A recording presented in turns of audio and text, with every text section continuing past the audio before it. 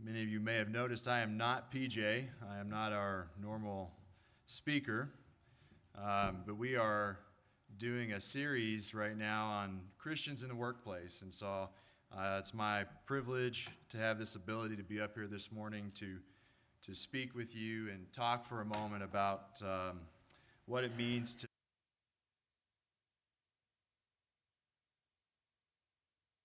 and a very warm welcome to all of our visitors that we have with us this morning.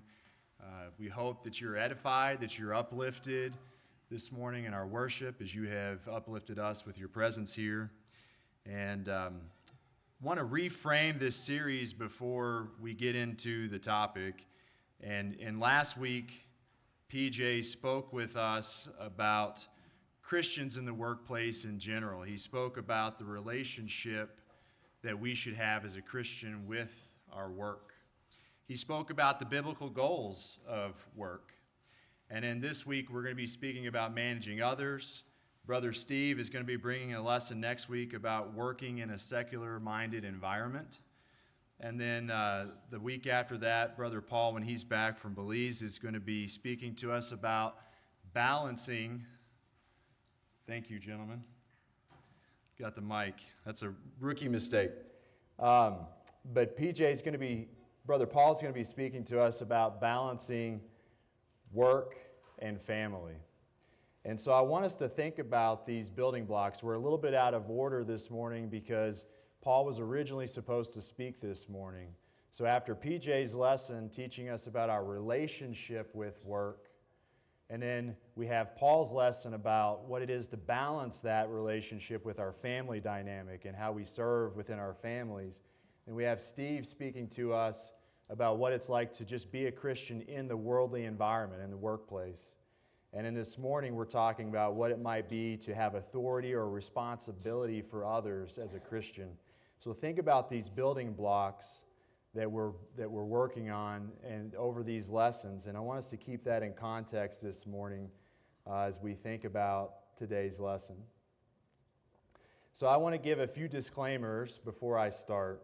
One, I'm assuming that many of you do not have the responsibility for others in your workplace, or maybe even have the desire to lead others in the workplace. So maybe some of you are not super excited to hear a whole lesson on what it means to manage people. Probably none of you woke up this morning and said, I can't wait for someone to manage me. That's what I'm really excited about. And so what I think we're going to speak about this morning, though, I would ask that we all take these topics or take these themes and think about how they apply to us as an individual, no matter what our responsibilities in the workplace might be. So as PJ shared last week, I work for an organization called Train Technologies. I've worked with that organization for about 14 years, and I've been in my industry for about 17. It is a very matrixed organization. It's made up of a bunch of local and regional leaders and a bunch of centers of excellence throughout the organization. And I get the privilege of working with around 75 people in Utah and Idaho. And so in my context, in my experience, what I bring this morning, I'm not a tenured veteran leader. I have not seen it all or done it all. I am very much still learning and growing within my role. And the lesson this morning is based on conscious-based approaches and my understandings, what's worked for me. I've made a lot of mistakes in my career, and I've learned a lot of lessons. And there are many approaches, many solutions. There is not one specific right way. And I think leadership and leading others is a journey, and this is just going to be a very, very cursory introduction to that.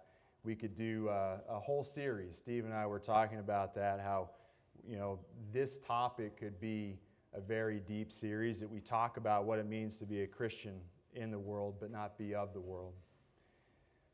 And so we're going to be covering lots of scripture today, and for the sake of time, I just want to go ahead and give this note that I will not be able to read all the scripture for your benefit and my benefit, that we won't be here all day, but I will be highlighting some that I think are very important.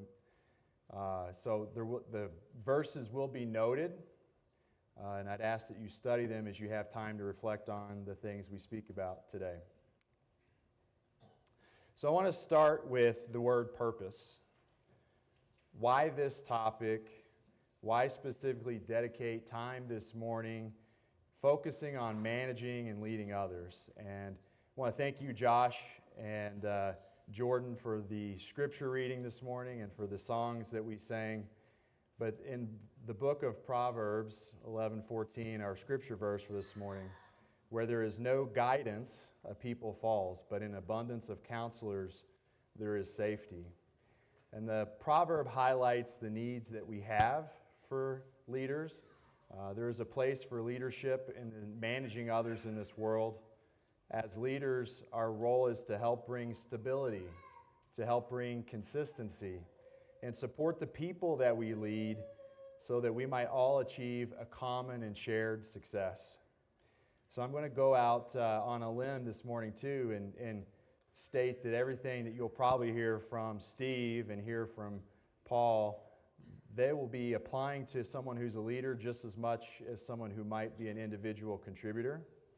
And I don't expect anything that you'll hear in those lessons would not help someone be a better and more effective leader and be a more effective disciple of Christ in the workplace.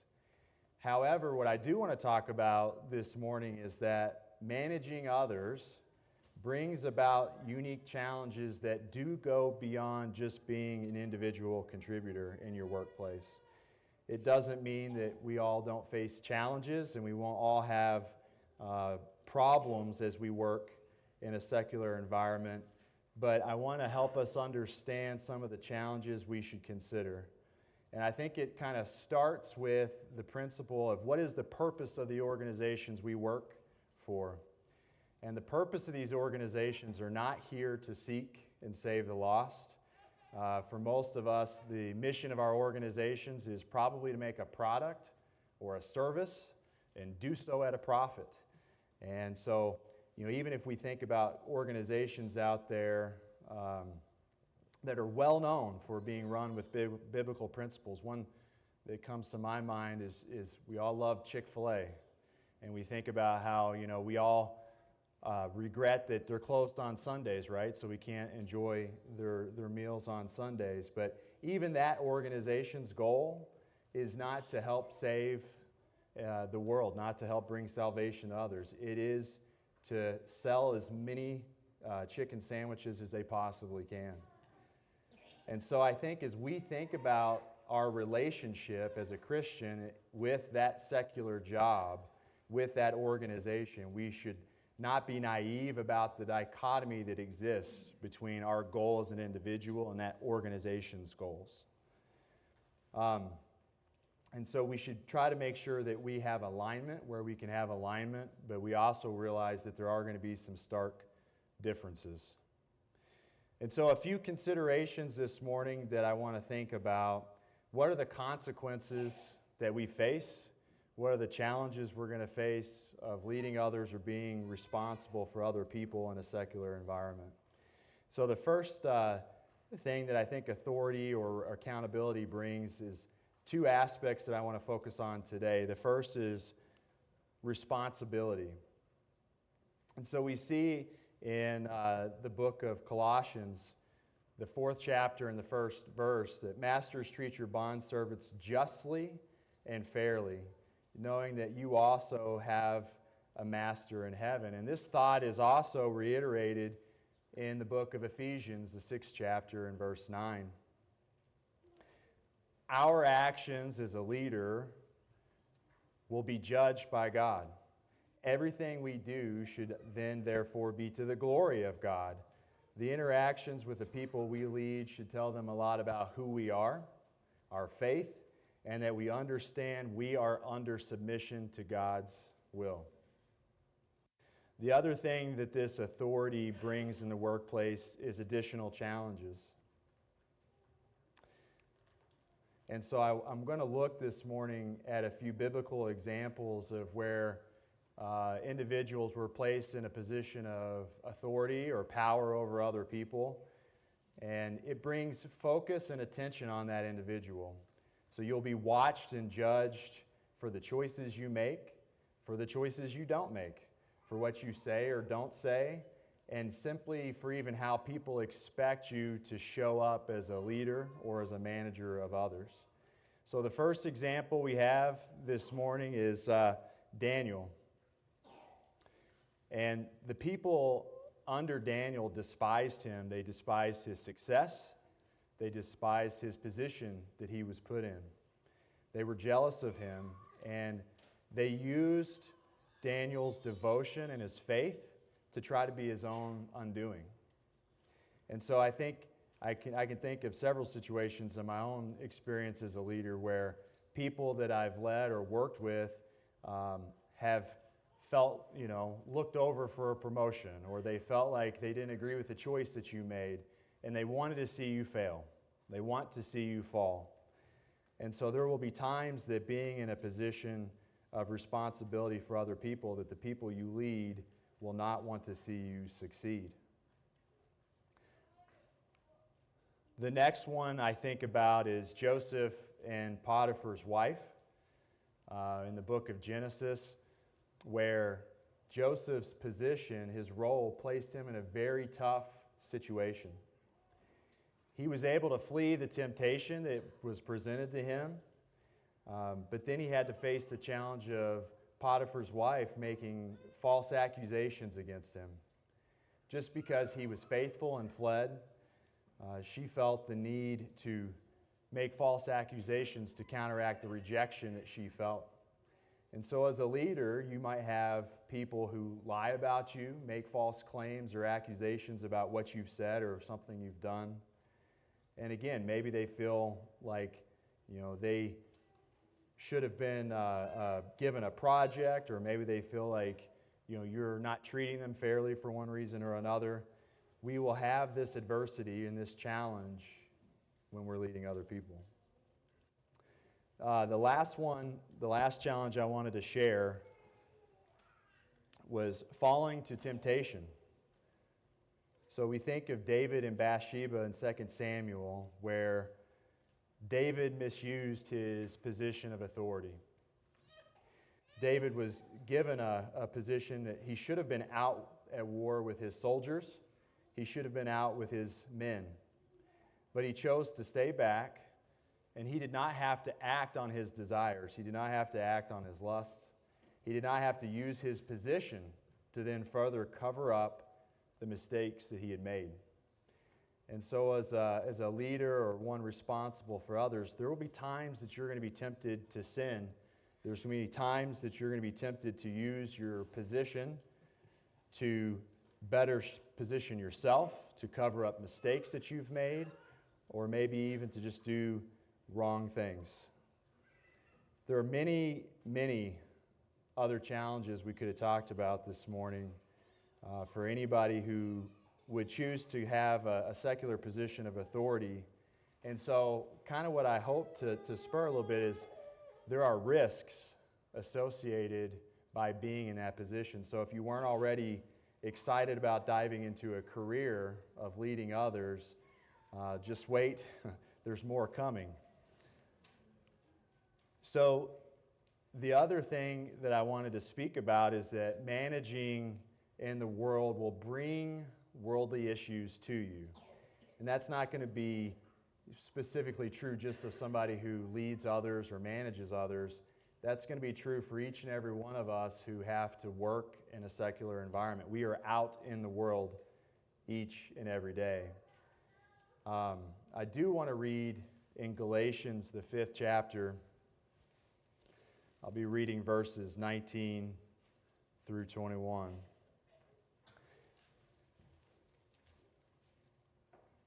Now the works of the flesh are evident: sexual immorality, impurity, sensuality, idolatry, sorcery, enmity, strife, jealousy, fits of anger, rivalries, dissensions, divisions, envy, drunkenness, orgies, and things like these. I warn you, as I warned you before, that those who do such things will not inherit the kingdom of God. The Bible does not even try to hide the fact that we will be surrounded by works of the flesh in the world. And that the works of the flesh will take on many forms. Some of them may seem less sinful than others. Some of them are more subtle, but some of them are very flagrant. All of them, no matter how small we might think they are or how innocent they might seem, are still works of the flesh. And there's two truths that we're going to face with those who want to be in works of the flesh. The first truth is that the world will hate you. And those who do the works of the flesh will persecute you. So in John 15, 18 and 19, if the world hates you, know that it has hated me before it hated you. If you were of the world would have loved you as its own. But because you are not of the world, but I choose you out of the world, therefore the world hates you. Remember the word that I said to you. A servant is not greater than his master. If they persecuted me, they will also persecute you. If they kept my word, they will also keep yours. But all these things they will do to you on account of my name, because they do not know him who sent me. I know I've faced situations managing and leading others that brought awkwardness, situations that brought tension, situations that brought conflict. It is definitely not always easy to be in a role where you're responsible for other people. I've often had to question whether or not I was making the right decision.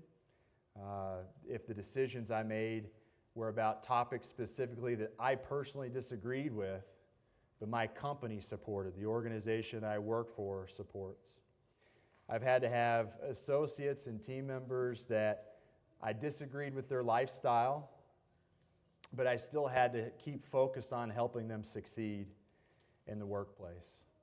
In my career, I've had to deal with people bringing weapons or guns into the workplace, threatening other individuals that they worked with knives.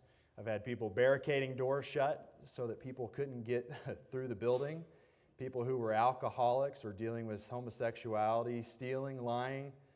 It goes on and on and on. And so being in this position means that you're putting yourself right in the middle of all that, all those situations. You're having to help navigate them and ensure that the company policies are being enforced, and you're the one that has to help ensure that that organization is being successful, all while trying to maintain your discipleship with Christ. And so one of the things I wanted us to kind of summarize the considerations piece with is, what do you want your contribution to be?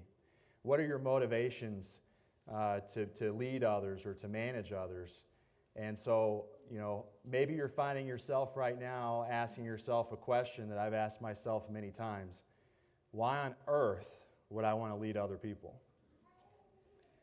Why would I want to be a leader and deal with all these types of worldly problems?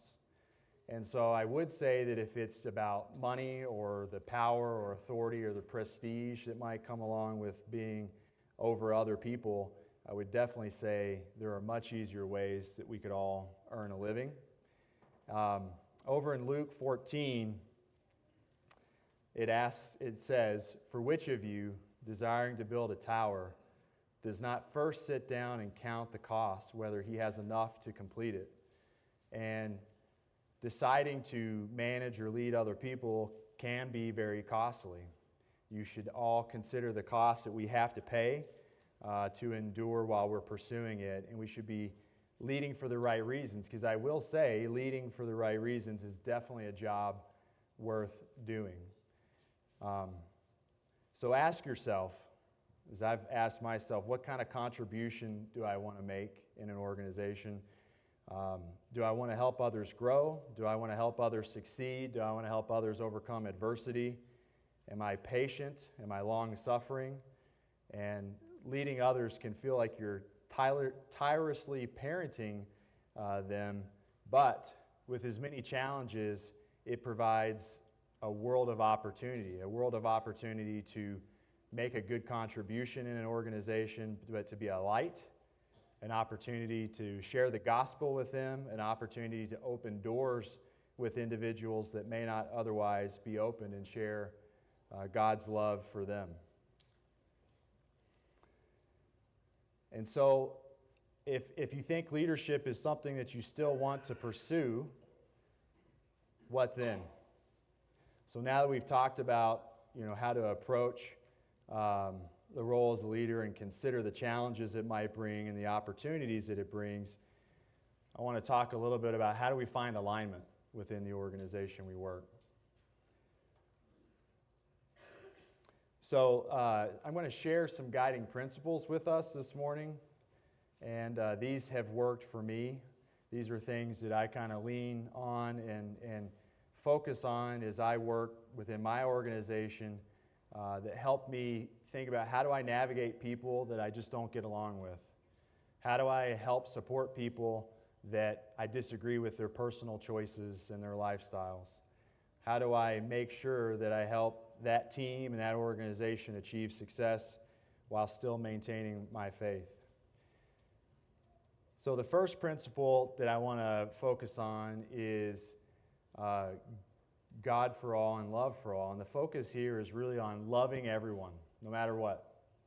Even if we don't like the choices that they make, God is for all and His love is for all. And we see that in Matthew and in 2 Peter. I've got some examples up here where in the book of Matthew in verse 43, Jesus says, "You have heard that it was said, you shall love your neighbor and hate your enemy. But I say to you, love your enemy and pray for those who persecute you, so that you may be sons of your Father who is in heaven.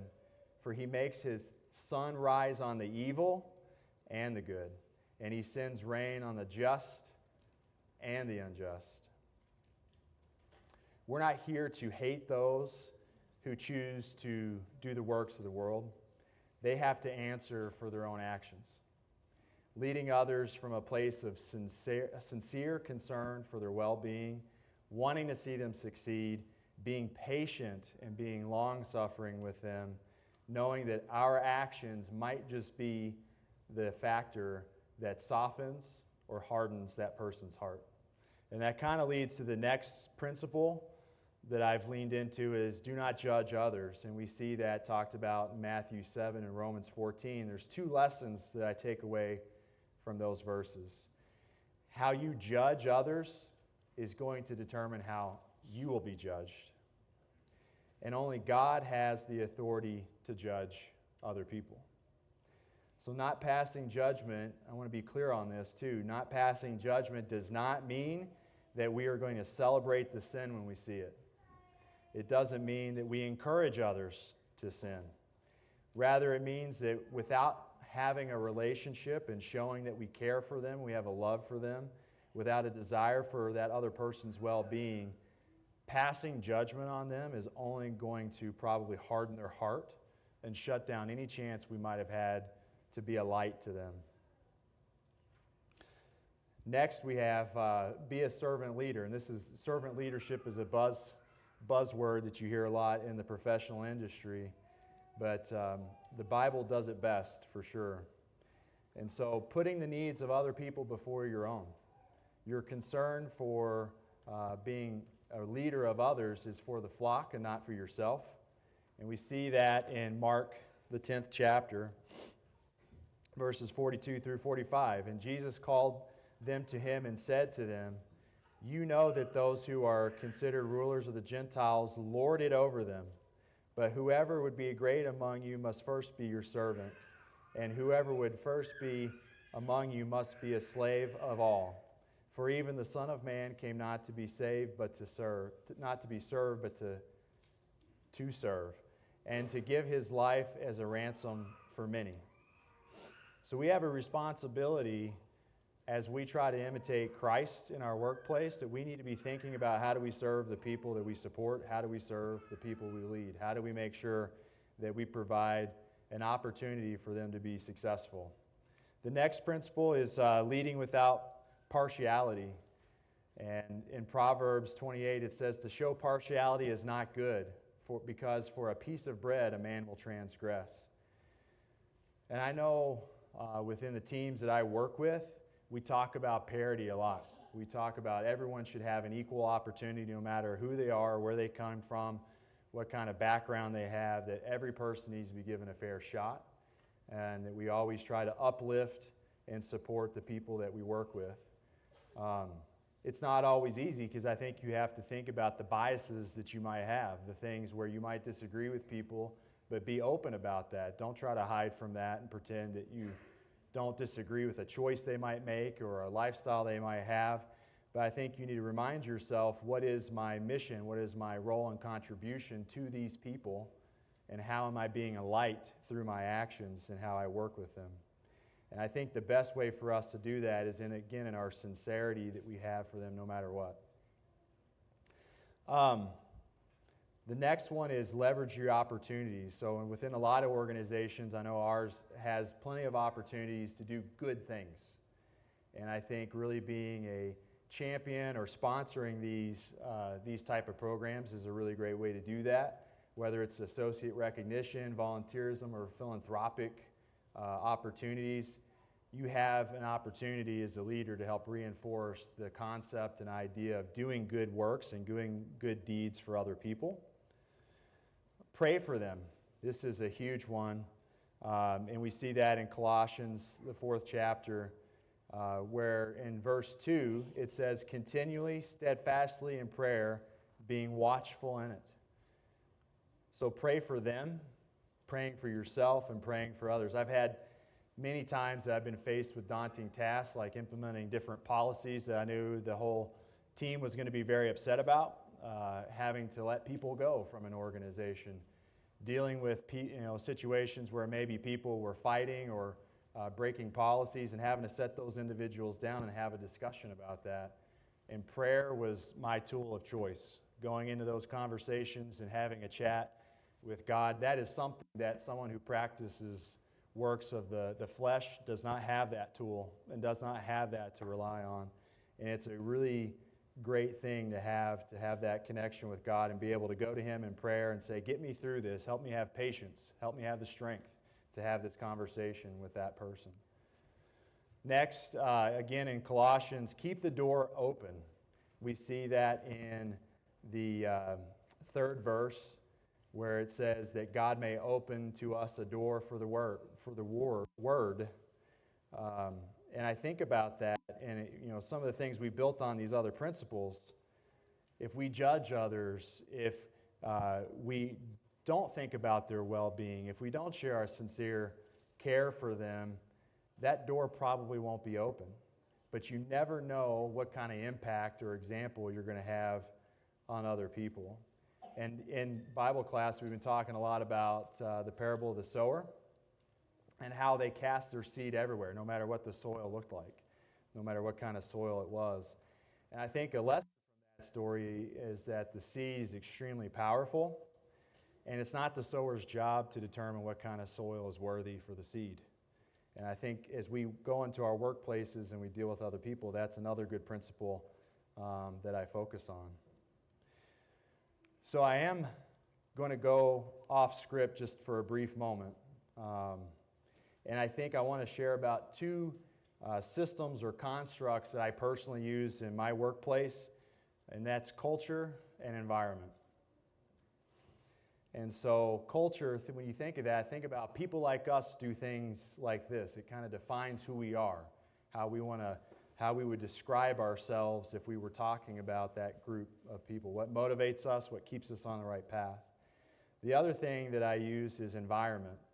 And so environment is really the expectations or the boundaries that we set for the people that we work with. These boundaries help us drive to the right outcomes. And so another good example of environment is to think about, you might be, a really patient, really kind-hearted person, but when you get on the freeway and that environment of rush hour traffic, what does it do to dictate your behavior? And so as a leader, you have the same responsibility to help define what that culture looks like and what that environment's going to look like as it helps craft good behavior and good actions out of the people that you work with. And so in culture, I would encourage us to focus on a culture that empowers our people, that helps them own their own success, own their own rescue, be able to facilitate what it looks like to succeed, elevate your people, invest in them, help them grow, expect that of them, and help them find enrichment, help them make sure that they've got a contribution that inspires them, that they're passionate about, and they're not just coming to work to work. In the environment, I focus a lot with my teams on trust, transparency, and accountability, and those are really good building blocks for helping people make sure that you have open dialogue. It's not always easy to be upfront with someone and tell them bad news. It's not always easy to have to tell someone their performance isn't where you need it to be, but being honest and open with them is really empowering, and it helps everyone succeed. And so I'm going to move to close with this thought this morning. And like I said, we could do a whole series, a whole study on this, and I've read a lot of leadership books and a lot of different concepts and theories on leadership. Nobody gets it better than the Bible. The Bible is hands down the best book to learn how to work with people, to lead people, and just really share love and help others be successful. And so I want to leave us with this thought this morning, that the real secret to leading others is to look to Jesus, to look to his example, and try to lead like he led. So the proverb here I'm leaving us with is, trust in the Lord with all your heart, and lean not into your own understanding. In all your ways acknowledge him, and he will make your paths straight. So this morning, the only way to lead like Jesus is to know Jesus. If we don't already know Jesus, we have that opportunity right now, the opportunity to make a choice, the opportunity to give up ourselves and to surrender to Christ. It's not going to be guaranteed to be an easy path, but it's definitely a fruitful path, one of joy that this world can really not understand, one that this world will hate.